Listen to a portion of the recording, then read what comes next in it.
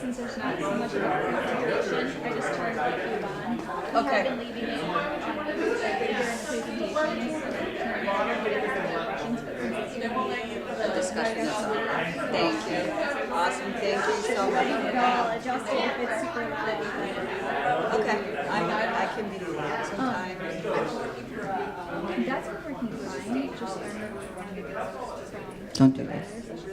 do that. She just had a I couldn't keep the one in there, and then she played it with somebody else. Yeah. And then she wanted to then she handed it to someone, the guy on the end. He's very, very close, so somewhere in between. Are they going to have a microphone too? This is theirs. I'll use this one. Okay. They're just going to sit. They're not going to actually. Okay. Perfect. I love that I don't have to come in here and ask you if you know everything and if everything's fine and if the PowerPoint's ready and all that. Because you answer everything already. Because you know because you know what you're doing. Yeah, that's I true. don't have to ask you if you know what you're doing. No baby session. What session is this? Where am I? So we'll go ahead and get started. Oh yeah, it's time. Yeah. Thanks for stopping in. We're recording, so whenever you're ready. Okay. Good afternoon, everybody, and welcome to Growing from the Ground Up, How to Build a Statewide Network of Composters. In the state of Iowa, we have 3 compost sites where you can take food scraps, food waste, and that's about it. So the Iowa Waste Reduction Center contacted Ginny Black and was interested in maybe starting a state chapter. And we started to think it's a great way to deal with food waste. So then we started to think that this would make a great session for the Midwest Food Recovery Summit. So I would like to welcome our 3 panelists. I will start with Ginny Black. Ginny is currently chairs the Minnesota Composting Council, which is a nonprofit organization and state chapter of the U.S. Composting Council. And they work with composters, businesses, and the public sector to divert organic material to compost facilities. In addition, she serves on the Compost Council's Research and Education Foundation Board of Trustees for the past 5 years and is the current chair. That's awesome. Ginny retired from the Minnesota Pollution Control Agency in 2013. Is that a regulatory agency? Yes. Ah, where she worked as a technical staff person assisting and setting up recycling and composting programs throughout the state in Minnesota. Welcome, Ginny. We're so glad to have you. And then next is Linda Norris-Waldt. You came all the way from Pennsylvania, Maryland to be here. So you are one of our long distance travelers, and thank you for being here. So Linda is the Communications and Membership Director of the U.S. Composting Council, which is a national trade organization that advocates for the compost industry, trains and certifies both people and products in best practices and compost production. Linda has been in the recycling industry for 28 years, having spent 10 years as the recycling manager for Frederick County, Maryland. She is a University of Maryland graduate and also is in a citizens advocacy group for composting and food waste reduction in her home county. Thank you, Linda, for being here. And finally, we have John Lardner, who is owner of a compost consulting company called JPL Environmental Engineering and a board member of the Illinois Food Scrap Coalition, which is a state committee of the U.S. Composting Council. Welcome, John. Thank you for being here. And so the style of this session is going to be discussion, and we are not going to go through formal presentations and slides. We would just like to have a very detailed and replicable, hopefully, discussion about food waste and composting and what being a state chapter or a state committee with the USCC entails and how it can benefit your state. So we're going to start out with each of these, our panelists, just taking about 5 to 7 minutes to explain who they are, what they do, goals, whatever they think is important that you all know. So we'll start with Linda. Hi, everybody, and thank you, Jenny, for bringing us all together here. I'm really excited, first of all, to be here in the Midwest as the membership director. I know so many people around the country through the phone and through email, so it's really fun to put faces to names. And also to talk about the idea of chapters. The USEC has been around since 1990, and at its very beginning, it started a little bit differently, but for the last 25 years, we have been strictly a source-separated organics focus on composting. And Ginny could probably even tell you more about that, because Ginny has been on the board for many, many years and worked with things from the beginning.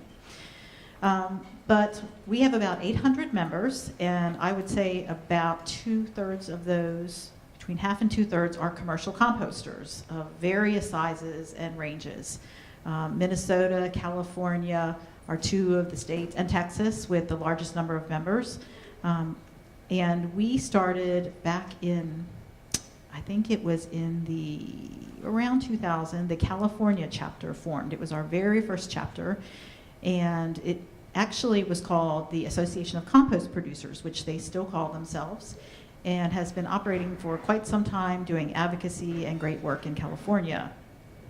And a few other chapters formed after that without we never had a formal chapter program. The North Carolina chapter formed. Ginny will tell you more about the Minnesota chapter, and those were our 3 startup chapters. I like to think of our chapter program, we now have 10 chapters, I should say, chapters and committees, and our chapter program really provides a home for organics recyclers. I'm not going to get into a lot of detail now because I think Jen's going to ask us questions about how things work. But what I have found as we've had these chapters joining in the last few years, we had a very large amount of interest start to generate when food scrap, about 6 or 7 years ago, when food scrap started being integrated into many municipalities and states and organizations as a compostable material that people were really going after.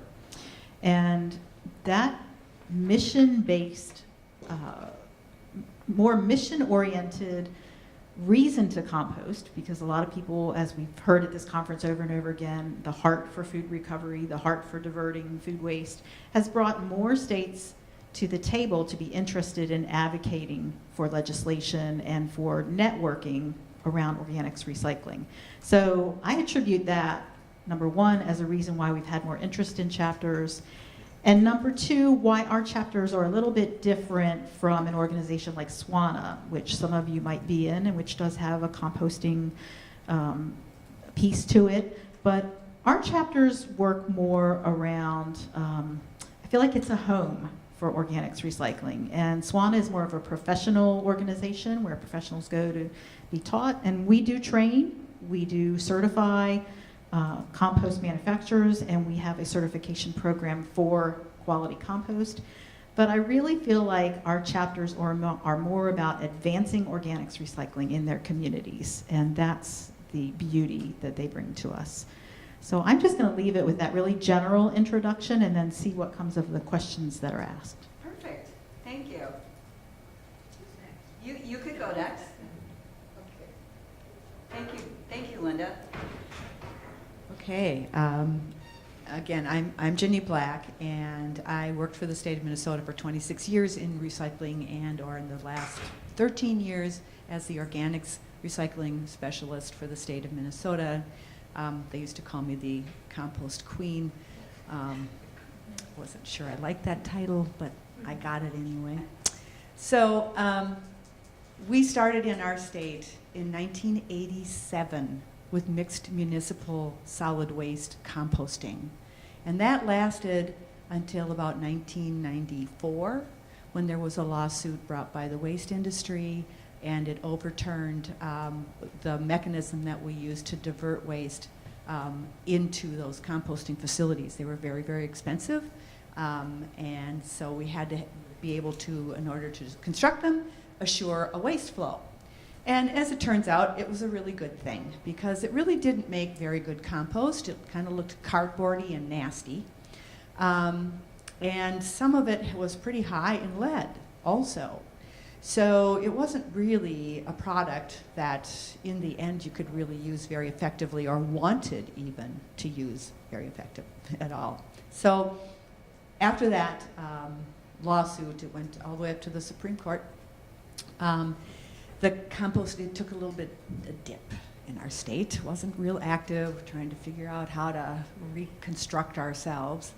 And one of the very first composters after that was the city of Hutchinson. And they are still, it's called Creekside Soils, and you may see those. They bag and they send soil all over the upper Midwest. You can find it at all kinds of outlets.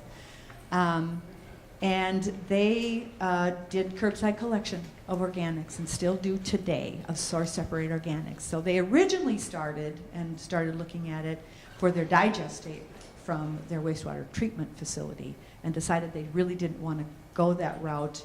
I don't remember why anymore. I probably knew at one time, but instead went to the source-separated organics. And after that, the next one was Western Lake Superior Sanitary District, which is St. Louis County, the city of Duluth, the city of Carlton, and that Arrowhead region, a good chunk of the Arrowhead region. And they decided to go towards source-separated commercial composting, and they went commercial. And they worked with their haulers over a 2 or 3 year period and got organic source separation by commercial establishments. And it is the first still, I think, the first with the exception of San Francisco, who was always kind of around this whole thing, totally commercial compost facility collection program. And they bring it to their wastewater treatment facility where they have compost operation, or the compost operation and their household hazardous waste, and there's a bunch of stuff there. Anyway, so I've had a long history in my state of this, and in the early 2000s, when I became the organics recycling specialist, I tried to start an organization. Oh no, we aren't really interested. What would you do for us? You know, we don't want to pay dues. Yeah. So it didn't work. So eventually, though, it built to a level where there were enough people and enough initiative to start a state chapter. And we started that chapter formally, I believe. We actually got our state chapter documents in 2012. And it took a couple of years to do that because there's a whole lot of paperwork and 501c3 stuff you've got to file with the IRS, and you got to have bylaws, and you got to have a conflict of interest policy, and this, that, and the other thing. All of you, if you want to do that, it's going to be easy for you because we did it and you can copy it. So, which has happened on a number of occasions now. I think I gave it to Colorado at one point.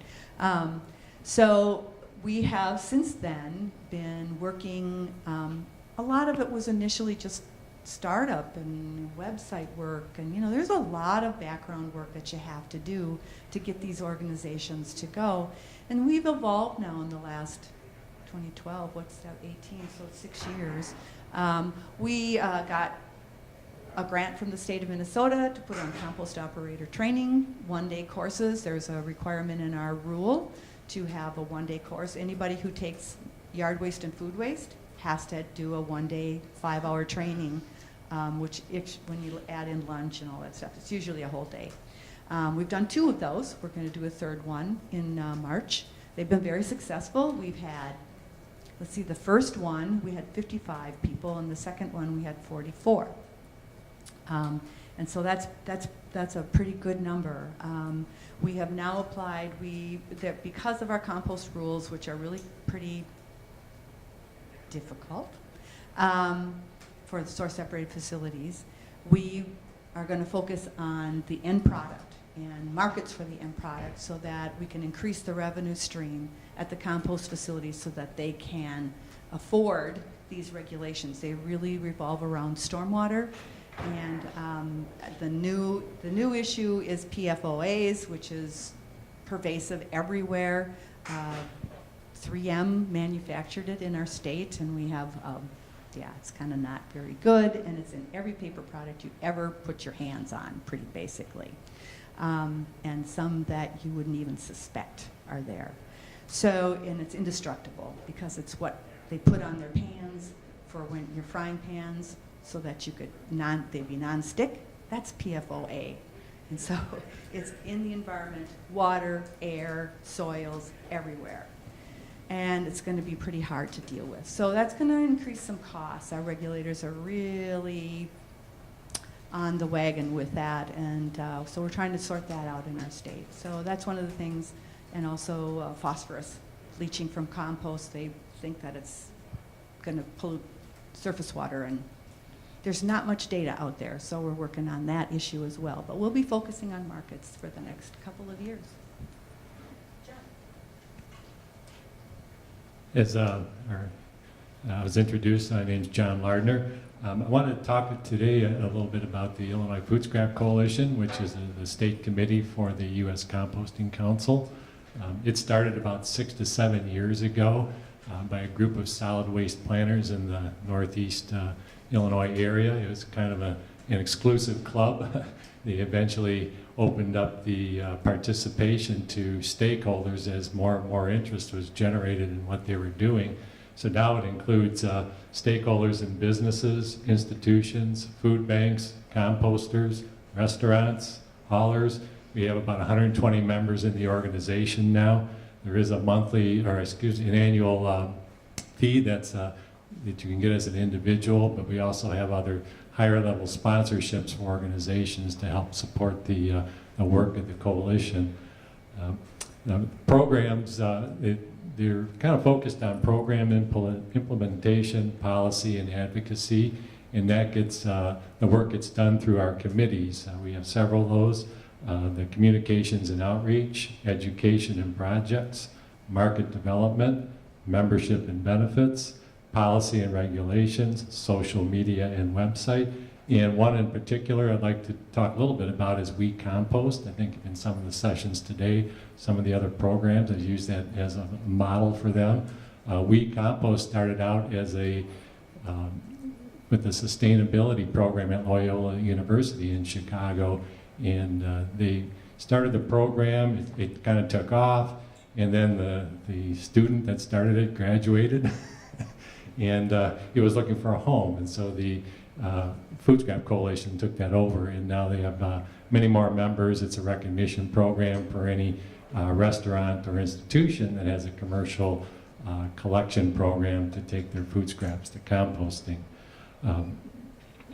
We also, some of our other past accomplishments, and I have to throw out the highlight to the 7 Generations Ahead organization that partners. It's a non-profit who's participating in the this conference here today and yesterday. They host the Food Scrap Coalition in their offices, and we also have a full-time or half-time admin who also works through their organization. So they've been a very strong supporter of the Food Scrap Coalition, and helps keep that organization together through the structure that they offer. Past accomplishments of the organization is we partnered with 7 Generations to put together a report in 2015 called Food Scrap Composting Challenges and Solutions in Illinois. That served as a blueprint for actions going forward and for food scrap diversion and composting. They also partnered with 7 Generations to put together an economic impact and market study report around advancing food scrap composting and forming the link between building Illinois' local food economy. As the Food Scrap Coalition joined U.S. Composting Council in 2016, a group of composters at the U.S. Composting Conference got together, thought about starting a chapter, then realized that nobody really wanted to take the ball and go with it. There was a small group, and when we felt we didn't need another organization, we don't want to compete for members. So we were looking for an organization to sort of own us, and the Food Scrap Coalition did that. So now we're, it's called a state committee. not an actual state chapter, but hopefully will evolve to that here in the next few years. We've also, in the Food Scrap Coalition, has partnered with 7 Generations. We held a soil, food, and water composting summit in 2017, and then most recently helped pass compost-related legislation this year in 2018 to promote use of compost on Illinois Department of Transportation projects. And then we also have an Illinois Composters map, so that if you're looking to buy compost or take your organics materials to be composted, you can go to that Composters map and pretty much find anybody in the state who does that, and then go from there to get your material composted or to buy compost. So that's kind of a nutshell what the Food Scrap Coalition is. Thank you. So, open forum here. If anyone has questions, feel free to ask them. I'll be asking questions starting now. Feel free to jump in. I would like to start. John brought up the fact that Illinois is a state committee, not a chapter. So, Linda, could you delve into the difference between the two if states are interested? I can, absolutely, because actually there are 2 very different timeframes and models up on the stage here. At the time when Ginny and her chapter evolved, we had a very high barrier to entry for most chapters, and it was why they were slow to form in the early years. We didn't even call them charter chapters, but there was only one form of chapter, and that was the chapter that had to get a 501c of some type. We required a membership fee from our chapters, which was a bit off-putting for chapters who are all full of volunteers. I think it was $1,000 or $1,500, something like that. So we had, like I said, we had those initial 3 chapters, North Carolina, Minnesota, and California, that were complying with this, but we had a lot of our newer chapters were interested in becoming chapters, but they said, we are all volunteers. We don't have the knowledge to form a 501c3. We have no funding to give you to pay for a membership. So we stepped back and looked at our format, and I guess it was now in 2014 or 15, I'm trying to remember which, where we dropped the entry fee to become a chapter, and then we formed 2 different paths for chapters. And we call them loosely, we call everyone a chapter. I say John is the Illinois chapter, et cetera. But what we did is charter chapters are those who want to go through the 501c whatever process. We're pretty flexible. The main reason for it is because we do have a chapter revenue rebate, and we needed chapters to have some type of a financial component so that they could accept that money from us. And I'll tell you how that works in a minute. But the other avenue we had for these charter chapters that we opened up was, if financial sponsorship was the requirement, we have several chapters such as Colorado, Michigan, who's the other one I'm trying to think of? They are sponsored by state recycling organizations. Michigan, yeah, I know there's another one that I'm not coming up with at the moment.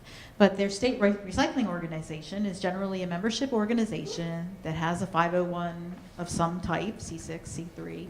So they are the fiscal sponsor for these chapters. So we've had quite a few chapters come on board in that way. We opened another path, which was called committees, and this was for 2 purposes. It was for a group that didn't have a fiscal sponsor, but that still wanted to be able to advocate with the USEC, which we can talk about that in a minute. One of the biggest drivers for chapters is advocacy and legislation and regulation. So they still wanted to use the USEC brand to help advocate when they were writing letters to their state regulatory agencies or testifying in their General Assembly or whatever. But they didn't want to they weren't ready to go through that 501c process. And what we allow them to do is take 4 years to either find a membership-based 501 organization to sponsor them or to go through that process on their own. And with knowing that we've had a couple of states that have investigated the path of becoming a chapter and have decided that their own local organization was sufficing. We're not trying to, conquer the world and make chapters of every state in the union. We just want to work more effectively, help you to help us, and have a circle going there. So that's why we developed those two different paths to chapterhood. So it is something that Iowa or any state could consider if you were thinking about becoming a chapter. Do you guys want to add anything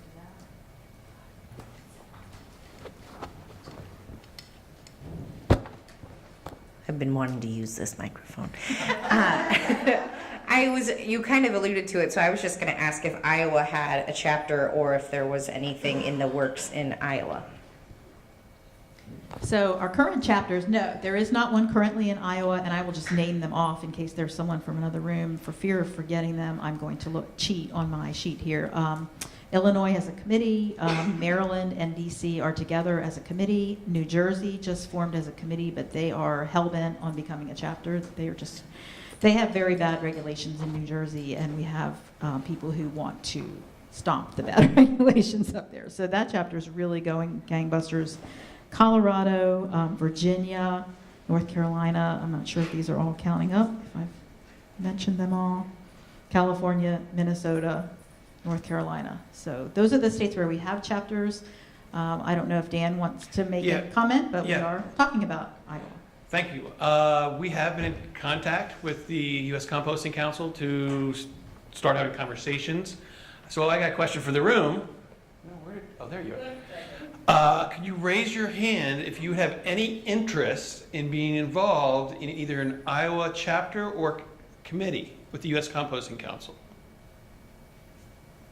That's awesome. Okay. Yay! Let's talk at happy hour. Yeah. So yes, so there is interest, but obviously there's a lot of work to be done and what the format would be and how it would operate. But there's obviously interest here, and we've got some interest from other entities as well. So if you are interested, please get your name to Jenny and I, and maybe we can start some informal communications, a listserv, that kind of things, and maybe talk a little bit at the happy hour. How about a regional chapter or committee? Of multiple states. Yeah, I've been kind of the one who's forwarded that idea, not more than kind of, but I have. And the reason is, I don't think that any of our states will have enough critical mass to raise enough money to hire, for example, an executive director. And so everybody's a volunteer. And you can only get so far with volunteers. I've been a volunteer all my life. God bless you all. I know you all have been volunteers. But, you know, you only have so much time. You have family and you have work and you know, this, that, and the other thing. And, you know, it's hard to keep a consistent chapter going. So it would be helpful if you could have an executive director that was someone who was kind of keeping you on the straight and narrow. But none of us are going to be able to afford that. Our chapter, we have 30 members that we get ourselves. And they pay, you know, $100 to $200. Some pay $400. Well, that's not very much money when you come down to it on an annual basis, because we collect dues outside of the U.S. Compost Council. The U.S. Compost Council sends us about 60 members. And for those 60 members, not all, some of them are our members too. They pay both fees, but most of them do not. And we get a check for about $1,300 a year. So we are up around, revenue-wise, raising revenue. We'll raise in a good year, maybe $4,000. Like, that's just, you know, God bless us. But, you know, if we really want to do something, we're going to have to go a little bit further than that. So, you know, we have been lucky because we've gotten 2 grants from the state of Minnesota, one to help us organize, and the second one to do the training, and we've applied for a third one for market development and to actually hire a part-time staff person. I bet I'm going to be the one who's going to have to supervise them. I'm retired, you know. I leave the country on a number of occasions during the year, so I don't know how I'm going to supervise this person, but we'll make it work. But so you can see the difficulty. If you really want to go somewhere, And maybe it isn't a Midwest chapter or something. Maybe it's a Midwest board that isn't formal. Maybe it's the chapters in each state, because we all have things that we want to do in our state. You have a legislature, we have a legislature. We might have different markets or similar markets than you. So, you know, there's stuff that you're going to want to work on in your state, and a regional chapter might not facilitate that as much as you want, but you could maybe have an umbrella organization. So there's various models. You could throw out a dozen of them. But, you know, just thinking about, you know, moving forward and making progress on issues, volunteers only can go so far, and then you hit a wall. And in order to get past that wall, you're probably going to have some kind of a staff person. So I've been kind of floating it around. Doesn't mean, you know, form a chapter. It's a good thing. It really helps you. But that doesn't mean as chapters we can't meet and have some kind of a summit and figure out where we might want to go as a group, and what our common interests are. So that's kind of, I've been forwarding that. I just might add, it's really not a difficult process. I think the hardest part was getting the logo correct.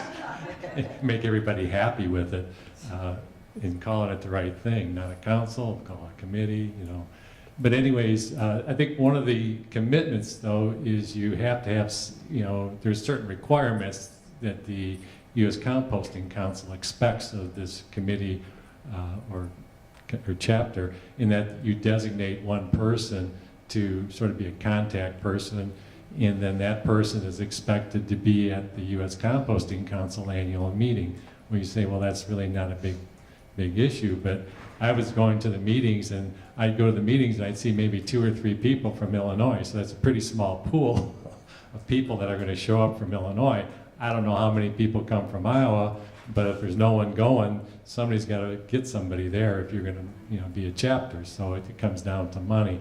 In my case, I usually went, so the Food Scrap Coalition actually helped defray some of my expenses. I was a speaker, so I didn't have to pay a registration fee. I tried to make the burden a little bit easy as best, you know, I could.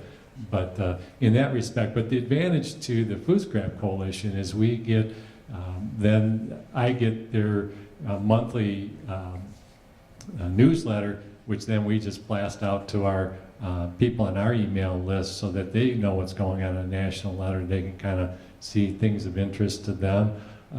One of the things we're really pushing this year as part of a goal in our strategic plan is to try and divert more or food scrap, but also have established a quality standard, because the big issue in Illinois is composters don't want food scrap because they don't want the contamination.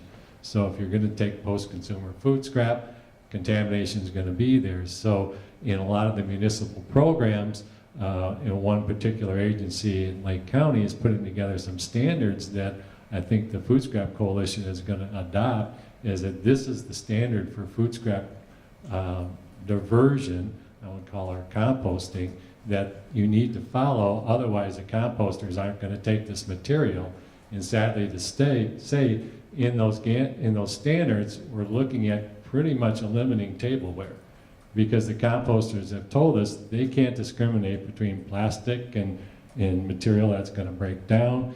Some of it doesn't break down in time. It's biodegradable, but it doesn't compost in 30 days. And then it's garbage. So they don't want that burden. They don't want to be a dirty MRF where they have to sort everything out.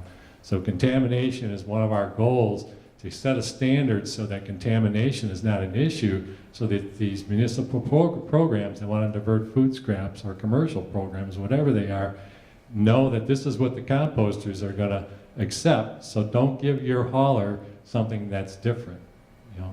So that's kind of. Any questions? I have a pretty specific question for Ginny. I wrote my master's thesis about food waste recycling options for Minneapolis restaurants back in 2012. And it was my understanding at that time there were 2 different permitting schemes for compost sites, one for just yard waste facilities, and the other was much stricter and more expensive because it was for municipal solid waste. And there was talk of trying to develop a third that would be in the middle for source separated organics. I was just wondering if there are any updates on that. One thing you really don't want to finish your career on working in the state is working on rules. But guess what I did? I worked on rules. It was just a headache. But we now have 3. So we have yard waste, which is, it's a 1-page, where are you, how much do you take, who do you contact, and you flip it over and you put some other information on there and you send it into the state. Done. And then there was the mixed municipal waste, which was, the rules for that were written in the 1980s. Nobody knew anything about composting who wrote the rules, and wrote these rules that essentially required a landfill liner to operate on, and a bunch of other stuff. Unfortunately, we were one of the first states to do that, and many, many states copied it. And that's where it comes from, I have to admit. It's horrible. So I said, well, you've got yard waste, which is just a double-sided piece of paper. All we're adding is food, for crying out loud. It's not toxic, for heaven's sakes. We're eating it. I hope it's not poisonous, or at least not too poisonous. And so why do we have to do it on this facility that's like a landfill, really, basically? It's just we move it around in the landfill instead of just dumping it in a hole and covering it up. And we were only partially successful in that bid. They still just, there is language in there for alternative working surfaces. But the truth of the matter is the regulators are probably hardly ever going to allow it. They're going to send you over to the more stringent. Just, we can't allow any pollution as a regulator. We just can't allow any. And it's like, well, yeah. So we were only partially successful. We did get small facilities in there. And I can't remember what the restrictions were on that anymore. It was 6 years ago and I've forgotten. But we can have very small sites, which came from a number of states around the country have that. And so they were comfortable with, just really probably 100 tons maybe in a year, which is pretty small. But the real bugaboo now has turned out to be stormwater, more even than the surface. And for the 2 reasons I mentioned. One is phosphorus leaching out of the piles and going, out into the environment. And the second is the PFOAs that are in all paper products. So even if you can get many of those paper products to disintegrate in your process, you may eventually have your regulators coming to you with this issue because it's starting to spread, unfortunately. And that's, I think our source separated rules will cover that, but it's going to add expense, definitely add expense. So we're only partially, you baby steps. What is the PFOA? Polyaromatic clumping fluorocarbons. Oh, it comes out of paper? Yep. It's actually the plastic that's the coating. Yeah.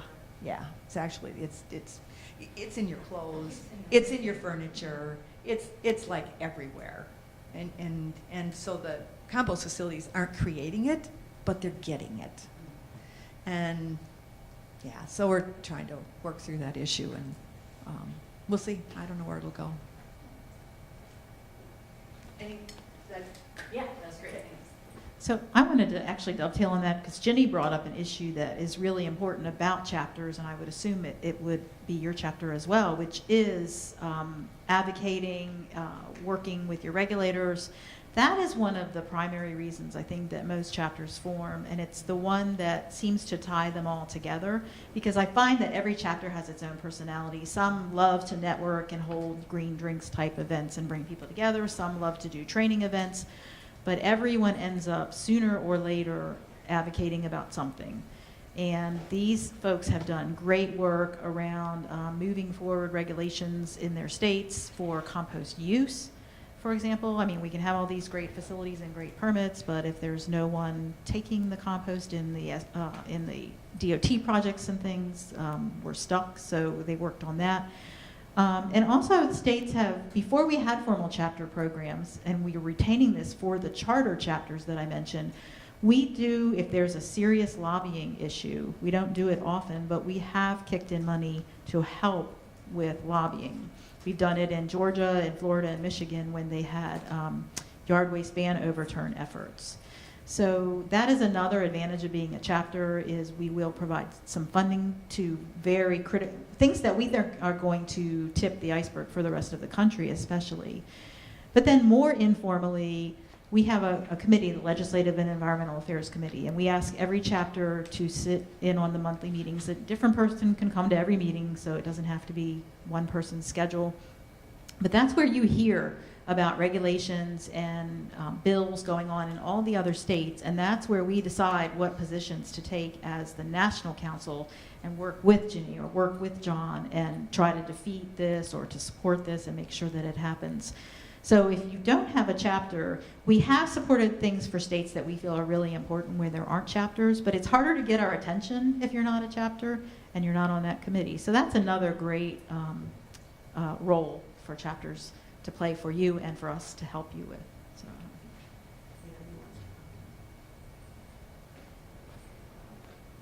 So Ginny, you work with a lot of states, well, a handful of states that are chapters, committees, councils. Could you talk a little bit about some of the innovative approaches to being a chapter that are different from some of the other states that you've seen? Is Linda or me? Linda? Either one of you. Well, Linda. Sorry, did I say Ginny? I'm sorry. Yeah, Linda. You know, as to like some have membership fees, some don't, Okay. some do this, or like John had said that they're working on contamination right now. I think that's really interesting. I had no idea that was happening. So, and like I said, every chapter has its own personality, its own issues, things that are coming up at the time. And they all are I forget where I was going with that.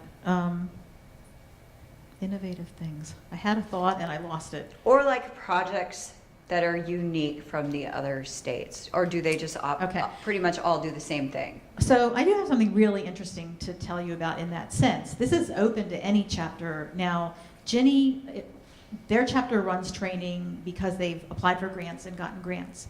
But the Composting Council, actually it's the foundation now, runs our 5-day compost operations training school, which if you've heard about it, it's just to die for it. People love going to this. I've taken it. It was awesome. Okay, good. We have My brain got huge while I was there. Right, and every year we're a very small team, and every year we hold 4 of these around the country, and we're trying to decide where to hold them. You know, what should we do? And North Carolina was the first one to step up and say, we will help you if you have one of these in North Carolina. So what we have evolved into is North Carolina taking the lion's share of the revenue from this course, because now they not only help us, first they started helping us just to promote it and get people to come. Then they started helping us find teachers. Then they started being the teachers and putting it on and getting the sponsors and getting the lunches and marking the lunches up so they could make a couple $1,000. So they make enough to have a part-time staff person now because they do that.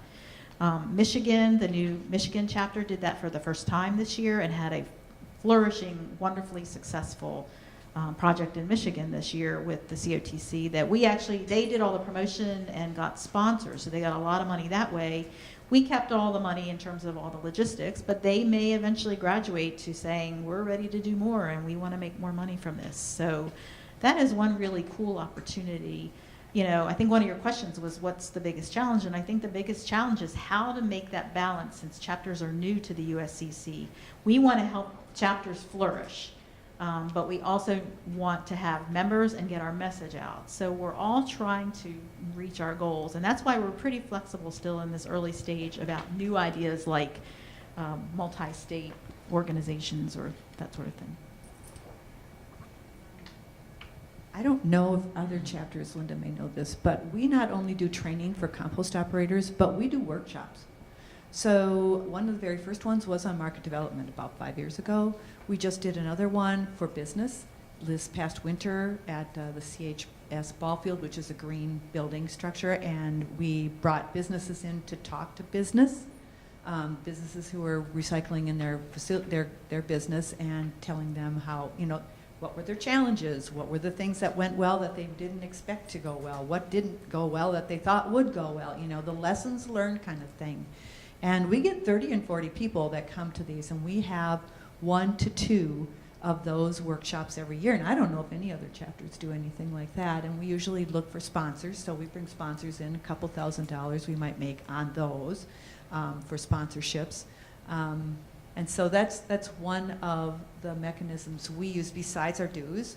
And we also, the trainings, the annual trainings we'll probably continue to do once the grant is done, and that's another revenue source for us. So there's different ways to raise revenue for your facility, but all of them are a lot of work, and we're all volunteers, and it takes a lot of effort. And the other thing about our chapter, which is kind of interesting, I think, is that before we formed a chapter, we actually went to our recycling association, RAM, Recycling Association in Minnesota, and said, we want to do this. Do you want to work with us and form it within the existing organization? And they turned us down flat and did not want to have anything to do with it. So that's why we are not associated with our recycling association, which is really too bad. I think it would have been a real opportunity for them as well as us, but they didn't do it. So, this is a state-by-state kind of thing. Everybody's going to be a little bit different, and it depends. Wisconsin, I've been talking with them, and you have too, I think. They're looking at a chapter, but they have been looking also, they're considering working with their state recycling organization, because it might be a little bit easier for them to get going, because some of the structure's already in place. So it depends upon your state and your situation. And one of the things that I would suggest that Iowa work on is training. We need to. Your DNR changed their training, and they will let you log into an online training that takes about an hour, and they call that compost operator training. And it is not. It is just not. And are you a DNR guy? But I'm not that DNR. All right, there you go. I work for a regulatory agency too, so I get it. But it takes a lot more than that. So Linda mentioned the 5-day course. We worked with Wisconsin, Iowa, and Minnesota for many years, starting in 1997, to do first a 5-day, and we got feedback from our operators that that was too long to be away from their facilities, and they needed a shorter course. So we went to 3 days, and we've been offering that ever since. So how many years is that? 20 years at least that we've been doing that. And Iowa has fallen out because of that requirement. And if you want to have, you want to have trained operators, because if you don't, you're going to have problems. You'll have odors, you'll have puddling of stormwater on your site, you'll have soft surfaces that they're working on. I mean, you need trained operators. And so that's one of the reasons why Minnesota focused on that. And then, of course, eventually so did the U.S. Composting Council, because mostly facilities get closed because of odor issues, period. If you have odor issues, you're dead, because your neighbors will never forgive you, and they'll be on you forever. So you need to really train those guys on how to really operate. So that's why we have, the 3-day and then now the 1-day training on an annual basis, because you can train them, and that doesn't mean they're going to be a good operator, but it sure gives them a good shot at being an operator that's going to be decent. So. Just want to add, if give it the Food Scrap Coalition's website, it's www.illinoiscompost.org. There's a lot of information on there. There's a calendar of events. Some are national, some are local. We try to, or the organization tries to keep that updated. And if you go to that, there's a lot of resources you can get there. And you talk about something that kind of is recent that seemed contradictory to me, is that on our website, you'll see a white paper that was done by the by 7 generations ahead on use of compost in agriculture. Now, to me, that seemed very logical. That's a no-brainer. And if you read that report, you come away with, at our strategic meeting, we were kind of somewhat underwhelmed by the opportunity of using compost in mainstream agriculture. So I would encourage you to read that report, because to us, we just thought in terms of a compost market, big agriculture is not in Illinois, one of the largest corn and soybean states in the nation. It just doesn't seem to be a strong market, and because there's a lot of different barriers that I don't want to go into. But if you're thinking that let's make a lot of compost because the farmers need it, read that report. We've had the same experience.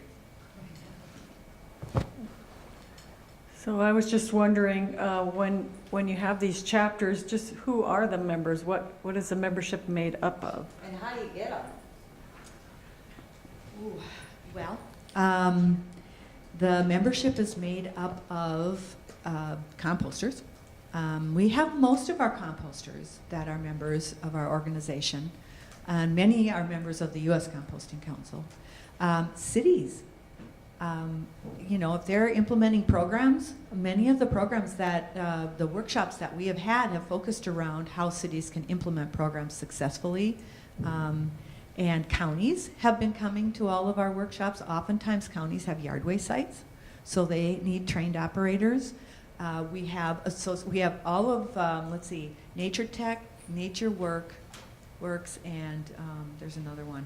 We have 3 biodegradable products manufacturers in the state of Minnesota. They are all supporters of our organization. We have a few individuals, too. The state, Mankato State is going to be joining in the next year. I just made some contacts with the University of Minnesota. We had them for a while, and then he retired, so now we're kind of working to get somebody back in there. So it's a pretty broad group of people, and most of them are people who have been involved in the industry for some reason or another for quite a long time. And oftentimes it's just, like I said, I worked for 13 years as the compost person. I knew all of those people. And I knew all of the counties and the cities, and they knew people. And so you just kind of build out from that. And the U.S. Compost Council gets some for us. Like I said, 60 of our members are U.S. Compost Council members. Only 30 are Minnesota Compost Council members, so we have 90-some members. And some of them are both. It's just kind of, over time, we do a bi-monthly newsletter because we can't, monthly is too much.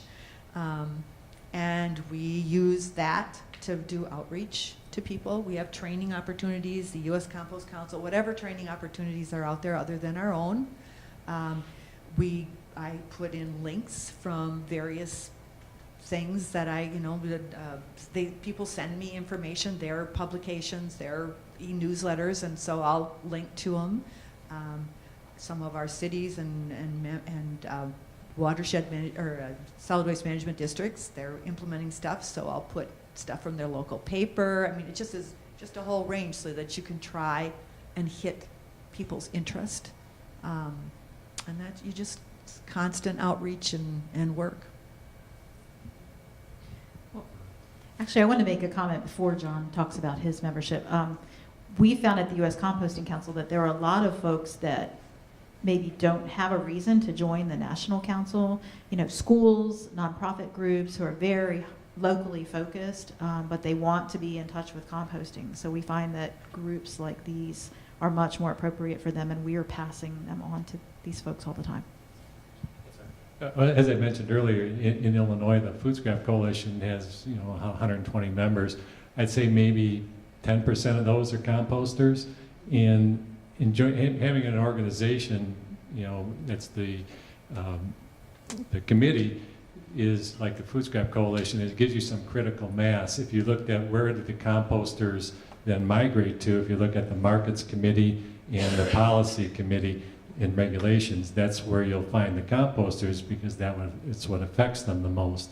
But then again, if you go to what gets things done, you need these other members to help the composters get them towards their goals. I mean, it's the more hands that can help advocate and help push things along, the better off you all are. So definitely, as far as the composters that I know, they're very comfortable having this committee reside in a larger organization that all have similar goals in mind.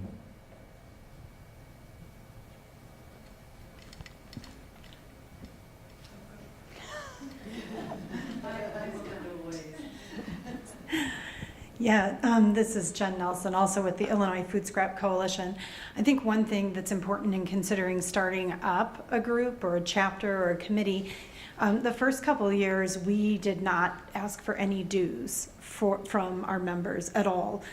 We sought grant funding. The first year we had funding through the state of Illinois, and then we've had private grant funding for the last 3 years that helped to support the admin role that only came to be a couple of years ago. So we started small and started free. And it was just the people around the table, 8 of us at the very beginning. And now, John, it's actually 187 members. And I know it's crazy, but they're paying members now. And they're a varying level of membership depending on what kind of organization it is. But every year we grow, and every year at a presentation I'm having to double check those numbers and figure out where we stand. But start free is what I say if you want to get anyone to the table, and come to people where they work. John mentioned all the different committees we have. It's because we're all still volunteering our time for the Illinois Food Scrap Coalition. So I'm a nonprofit and I'm the chair of the education committee, because that makes sense. You've got John working on the end market committee, and these are all, we encourage people, and the only way you get active membership is if they're doing something that's benefiting their work as well. Yeah, one of the ways we identify that is we survey all the people that we send things out. What is your interest? So that we can, and markets was one of them. So that's how you do that. And just to let people know, in our new format, we do not require your chapter members to be members of the USCC. I mean, they can't take advantage of USCC benefits if they're not, but we don't require that because some of our chapters, like you said, they don't even collect dues at this point in time. We are looking into a new system that will let us, hopefully next year, offer a dual system to any chapter that wants to work with us on that, where they join your chapter and join the USCC National, but that's still in development. But right now, you do not have to collect dues or turn anything over to the USCC or anything like that. So I got to ask, the food waste movement, how do you see that impacting the future of all of you guys? What's the food waste movement? You know, the food waste movement. Recovery and...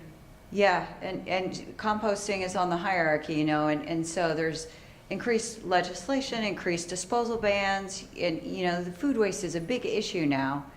And so do you see this boosting your chapter or your committee with members who want to recycle food waste? Yes. I've been doing this since 1987, some kind of waste management issue.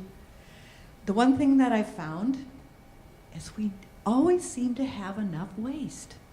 For some reason, there's never a shortage. So, promoting all aspects of food recovery and reuse, I think that's great. I oftentimes get the question, well, you just focus on composting. Well, actually, we do, that's what we do, but we will help out in any way that you think we can for food to people, food to hogs. We don't try to go steal their stuff away. It's like, if you can use it for food to people, that's what you should do. If you can use it for food to animals, that's what you should do. We'll have plenty. We aren't going to run out. So I think anything that, kind of raises the awareness of food and the waste of it or not is a good thing and helps all of us. Well, the food scrap recovery, diversion, reuse reminds me a lot of what recycling was in the 1980s. Those that are old enough to remember it, everybody wanted to get this material out of the waste stream, and everybody went gung-ho on it, and then they realized there was no place to take it. And so when the Food Scrap Coalition and 7 Generations did this study on food scrap recovery in Illinois, one of the biggest things that stood out is lack of infrastructure. Now, I had been going to Composting Council conferences and getting my arms around this, and then in Illinois, I see what other states are doing. I watch Massachusetts and Vermont pass bans, and so as a consultant, I didn't see anybody in Illinois, really going after the food scraps, just a few. So I'm in the process of, starting my own compost facility to take food scraps. So I see an opportunity there. I see a growing movement. The time to get in is not after a ban is passed. The time to get into it is when there is too much material and not enough infrastructure. I don't have anything specific about that, but it just occurred to me, since we're probably getting close to the end, if you go to compostingcouncil.org and membership chapters, all of these chapters are on there with their websites, or their Facebook pages, some they have, so you can find them there. Any other questions? We got about 15 minutes to go. No? I do have another one. So you each do something different, but similar. So what do you see as the most valuable benefit that you offer to members, and for Linda, that you offer to your states? There's quite a few, and I suppose each state is different, but... Well, I think that the industry in my state really appreciates the training, and they appreciate the workshops and the information we can bring, because it connects them. There's, you always learn something from someone else, either what to do or what not to do. And I think that's really forwarded a lot of recovery of food for our state. We also, the market development piece we've done, and we're going to really focus on, because I think we really do need to get rid of some of these things, like, you're leaching phosphorus out of this, you're killing the water quality. If they really sat down and thought about that, I don't think that would not, just from a practical perspective, it really doesn't make sense. But, the regulators are really focused on that, and they have to be. They're responsible for that. So we can bring information to them about that. We've done some advocacy at the legislature. Our chapter members seem to appreciate that. We wish we could do more. It's hard, because it takes a lot of time. So I think those are the key things that our chapter members really like. I think they like our newsletter. We get great openings. They say you get like 5 or 6% on a lot of these. We're over 20 all the time, which is pretty good. So just that, and we don't hit it every month. It's every other month, so it's like it's not frequent enough to wear them out, but it's frequent enough so that it gets them information. So I think that's another benefit that they really like as well. Mine isn't really about chapters, but as far as membership in the USCC, I'm not really sure if that's what you were asking, but we just finished we do a membership survey every 2 years, and we just did it, and consistently at the top of the pile of why people join USCC and value it is the legislative and regulatory advocacy. That seems to be the number one for years and years. The other things are best management practice training, and our seal of testing assurance program, which certifies compost as being tested and having proper parameters. So, like I said, the advantage is to communicate and educate a lot of the food scrap, 187 members. Not all of them are knowledgeable about compost, probably, because they're not composters. The majority are not, so it helps them understand what's going on a national basis and kind of relate that to what they see happening in Illinois. Has your chapters or committee increased your network of composters in your states? Because that's what Iowa needs. We need more, and so that's why we're interested. Yeah, I haven't seen a lot of new composting facilities. There's been several. I don't know that the state committee has spearheaded that or been the incentive for that. But I think the numbers kind of remain fairly consistent. I don't see the composting, the new facilities going up just because there's a pretty good barrier to entry in that regard. Mm-hmm. I would also just add to that it's not been, I agree with you, John, we don't have new composters, but we had an infrastructure, thank you, with 43 existing composters that were doing yard waste. And so what we've seen now is 12 to 15 of them that are willing to take food scraps along with that yard waste. And that's a part of what we have done as the Illinois Food Scrap Coalition. We've helped to push policy through that allowed them to take food scraps. We helped to push policy through that allowed food scraps to be transported and not be considered garbage.